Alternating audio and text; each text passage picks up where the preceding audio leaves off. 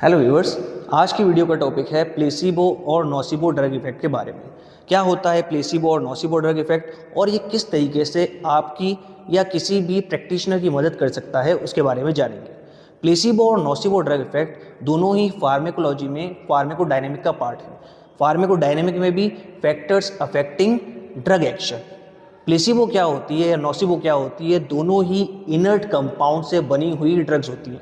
हो सकता है कि शुगर की टैबलेट हो, लेकिन जब प्लेसिबो को दिया जाता है पेशेंट में तब कहा जाता है कि पॉजिटिव चीज़ें उससे बोली जाती हैं, जैसे कि इस टैबलेट को लेने के बाद आपकी हो सकता है हार्ट बीट सही हो जाए, आपका ब्लड प्रेशर कम हो जाए, आपको अच्छा फील होना स्टार्ट हो जाए। और नोसिबो वो टैबलेट होती हैं जिनको देने के दौरान या देने से पहले पेशेंट को नेगेटिव चीज़ें कही जाती हैं कि हो सकता है कि आपका ब्लड प्रेशर बढ़ जाए, आपको चक्कर आना स्टार्ट हो जाए या फिर उल्टी आना स्टार्ट हो जाए, और पेशेंट उस टाइप के इफ़ेक्ट फील करता है टैबलेट लेने के बाद में।